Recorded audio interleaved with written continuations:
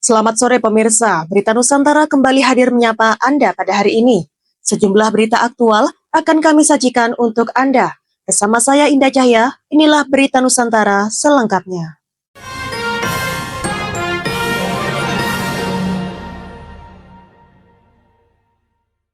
Pemirsa, sebuah truk traktor berwarna merah yang dikemudikan S53 tahun, warga Sumber Pandan, Bondowoso mengalami kecelakaan di KM 5500B, ruas tol Waru arah Perak, Surabaya.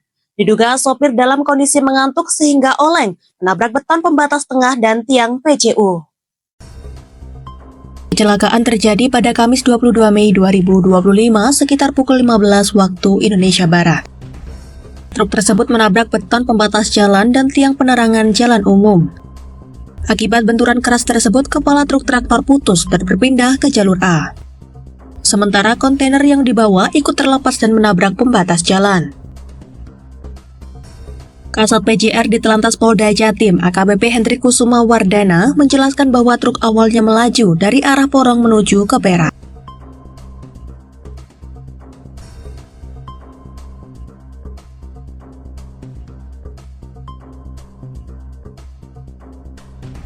Diduga sopir dalam kondisi mengantuk hingga akhirnya kehilangan kendali, kemudian oleng menabrak beton pembatas tengah dan tiang PJU. Sopir truk mengalami luka ringan lecet pada bagian kepala. Akibat kecelakaan tersebut, kerugian materi diperkirakan mencapai 30 juta rupiah. Selain kerusakan pada kendaraan, sejumlah fasilitas jalan tol seperti tiang PJU, kabel optik, dan penghalau lampu turut mengalami kerusakan. Demikian laporan Java TV melaporkan. Berita selanjutnya pemirsa, hujan lebat disertai angin kencang yang melanda wilayah Bantul, Yogyakarta pada Kamis sore menyebabkan sebuah pohon tumbang dan menutup akses jalan di Ring Road Selatan. Meski tidak ada korban jiwa, peristiwa ini sempat menyebabkan kemacetan dan pengalihan arus lalu lintas. Insiden pohon tumbang terjadi di wilayah Kelurahan Panggung Harjo, Kapanewon Sewon, Bantul, sekitar pukul 15.50 waktu Indonesia Barat. Sebuah pohon jenis munggur dengan diameter 60 cm tumbang hingga menutup seluruh badan jalan di Ring Road Selatan. Menurut Kepala Bidang Kedaruratan Logistik dan Peralatan BPBD Bantul, Antoni Hutagaol, pohon roboh karena akar yang rapuh, diperparah dengan kondisi cuaca ekstrim. 3 tim dari BPBD Bantul dibantu aparat kepolisian dan relawan bencana, mereka langsung menuju lokasi untuk melakukan pembersihan pohon yang melintang di jalan. Setelah proses evakuasi selesai, arus lalu lintas kembali lancar. BPBD Bantul mengimbau masyarakat untuk segera melapor jika menemukan pohon rawan tumbang atau kejadian serupa. Penanganan cepat bisa mencegah terjadinya risiko yang lebih besar. Demikian laporan Java TV melaporkan. Masih di Berita Nusantara pemirsa, Wakil Presiden Gibran Rakabuming Raka melakukan kunjungan ke pabrik elektronik PT Pembina Galindra Elektriko yang berada di kawasan Bekasi International Industrial Estate, Kecamatan Cikarang Selatan, Kabupaten Bekasi, Jawa Barat, pada Rabu 21 Mei 2025.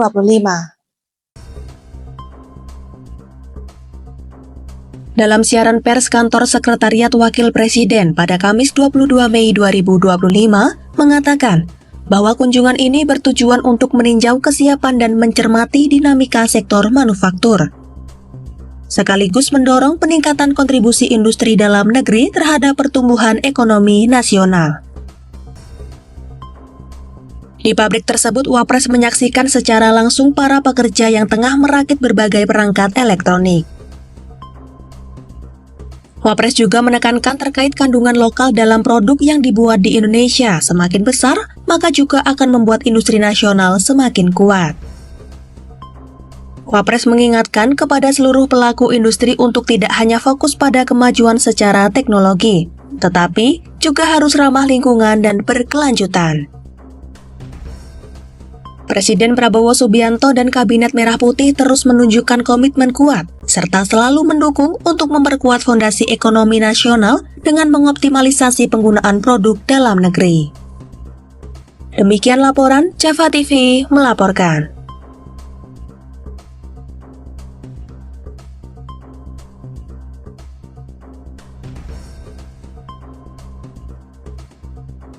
Berita selanjutnya, pemirsa, Komisi 3 DPRD Kabupaten Probolinggo melakukan kunjungan ke lokasi tambang galian selegal milik CV Yusluri Benta di Desa Pamatan, Kecamatan Tongas pada Kamis 22 Mei 2025.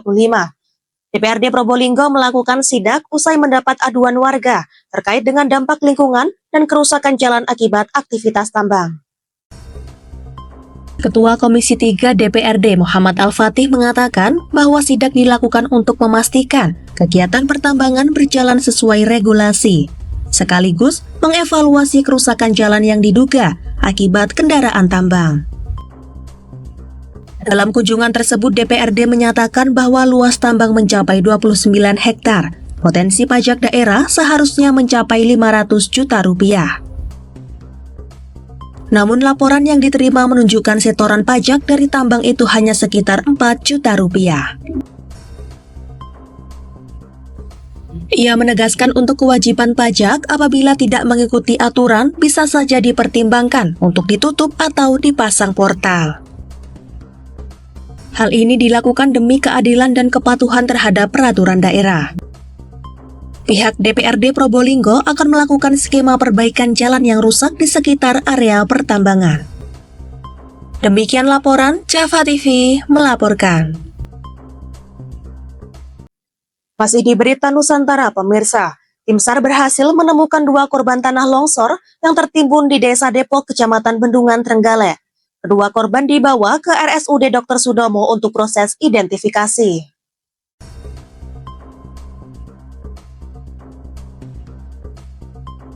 Sebelumnya, tanah longsor berskala besar terjadi pada Senin 19 Mei 2025 di Dusun Kebonagung, Desa Depok, Kecamatan Bendungan, Trenggalek.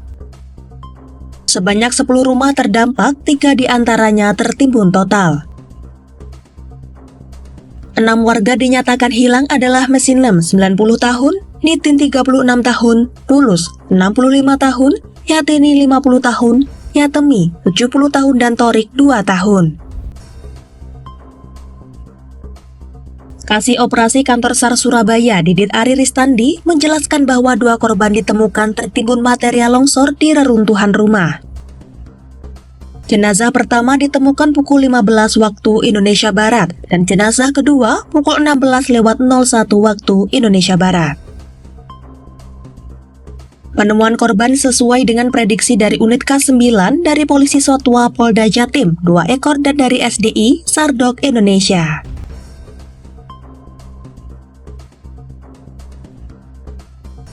Koordinator Posar Trenggalek Nanang Pujo mengungkapkan identitas kedua korban yang ditemukan adalah Yatemi dan Mesinem.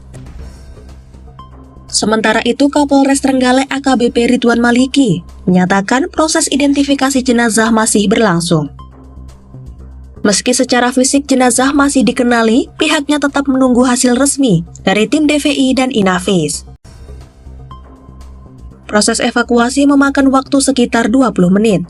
Operasi SAR dihentikan sementara karena cuaca sedang hujan dan adanya potensi longsor susulan.